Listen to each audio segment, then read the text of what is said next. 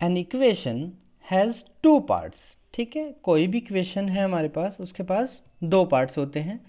The part which is on the left side to the equality sign is known as left hand side, and the part which is on the right side to the equality sign is known as right hand side.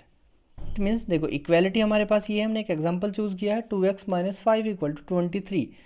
तो equality से इस side वाला portion यानी कि 2x minus 5 हमारे पास क्या होगा, left hand side of the equation.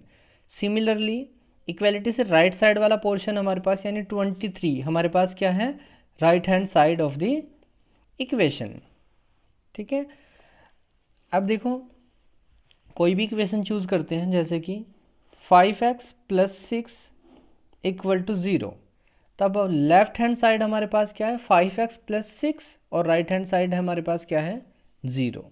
यहाँ पर ऐसी कोई रेस्ट्रिक्शन नहीं है कि हम 0 को इस साइड नहीं लिख सकते, देखो ऐसा भी लिख सकते हैं.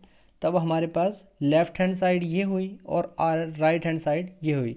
बट हम स्टैंडर्ड फॉर्म में जब भी लिखते हैं तो ऑलमोस्ट केसेस में हम क्या करते हैं, वेरिएबल वाली साइड को लेफ्ट हैंड साइड ही कंसिडर करते हैं. ठीक है, ऐसा कोई रूल नहीं है कि हम उसको राइट हैंड साइड कंसिडर नहीं कर सकते, बट स्टैंडर्ड फॉर्म जो होती है वो इसी फॉर्म में लिखते हैं.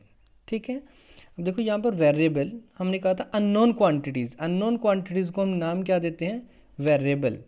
अब वेरिएबल क्या होते हैं, the unknown quantities which is used in any equation are known as variable. ठीक है, why its name variable, its value can be vary. ठीक है, यानी कि वैल्यू क्या कर सकते हैं, हम चेंज कर सकते हैं. ठीक है, इसलिए उनको क्या बोलते हैं, वेरिएबल बोलते हैं. Generally they are denoted by the last English alphabets x y z. ठीक है, जनरली हम एक्स वाई जेड से डिनोट करते हैं, आप ए बी सी से भी डिनोट कर सकते हैं, जैसे कि 2a प्लस 3 इक्वल टू 6. यहाँ पर a हमारे पास क्या हो जाएगा, वेरिएबल और अननोन क्वांटिटी. ठीक है, ऐसा नहीं है कि हम केवल एक्स वाई जेड से डिनोट करेंगे. ठीक है, स्टैंडर्ड केस में हम ऐसा करते हैं.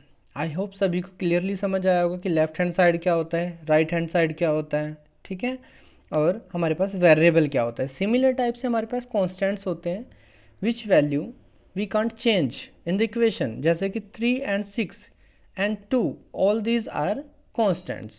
ठीक है, ये हमने 8th क्लास से ही पढ़ते आए हैं, कॉन्स्टेंट क्या होता है, वेरिएबल्स क्या होते हैं. ठीक है भाई,